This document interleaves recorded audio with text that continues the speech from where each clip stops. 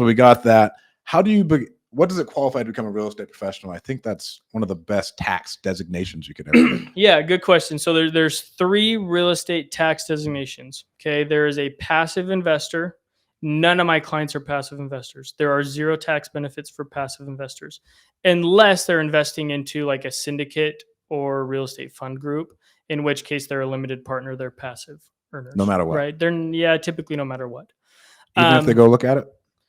So let's say it's hard because it's at a discretion of the fund, right? So they mark limited partner, they're passive investors. It's kind of hard in those options to become active. So the reason I say that, right? Let's say like we have a syndicate, we're looking at a $3 million deal right now to syndicate, and we get a ton of depreciation from it. Yeah. And let's say I wanted to give them more depreciation out of the deal. Yeah.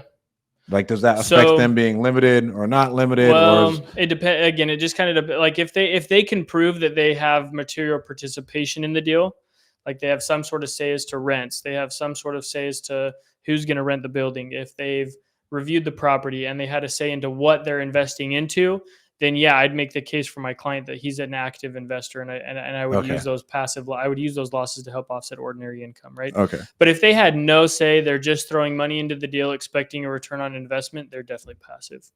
So it is pretty like gray. Yeah. As long as I, again, record keeping whatever's going on. Here's our conversation. Yep. So again, passive. The next one is active. Most of my clients, especially if they're doing their own deals, are active investors. What active means is I have material participation in the deal, right? I'm depicting my rent. I'm depicting who can rent there. I'm identifying the property and buying that property, or telling my partner where to invest, right? The reason all my clients at the very least are active is because there are tax benefits. So if you are under $150,000 in income, and you are an active investor in real estate, you can use up to $25,000 of passive losses to offset ordinary income. Okay. Makes total sense why you would want to be an active versus a passive, right? The third classification is a real estate professional. Okay. Now there's a 2-part test to become a real estate professional. The first part is it has to be your primary source of income, that project, okay, or that venture. The second part is that I have to spend at least 750 hours a year in that project or that venture, right? But if I can qualify as a real estate professional, I can use 100% of my passive losses to offset any and all ordinary income.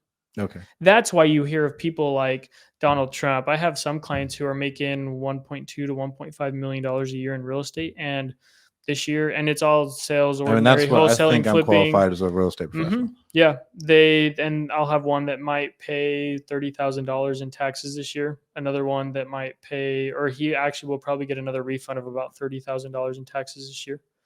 Yeah, just straight because he's using passive losses to offset ordinary income. And so all right. So here's another question. Let's say you have a W-2 job. And then you work a ton of hours in real estate. Could you claim that real estate professional or no?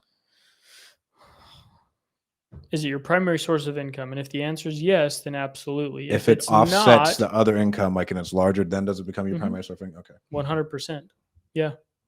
The other, like, and this is a planning opportunity that I use with some clients whose one spouse is making or has a great W-2 job or a great sales job, right?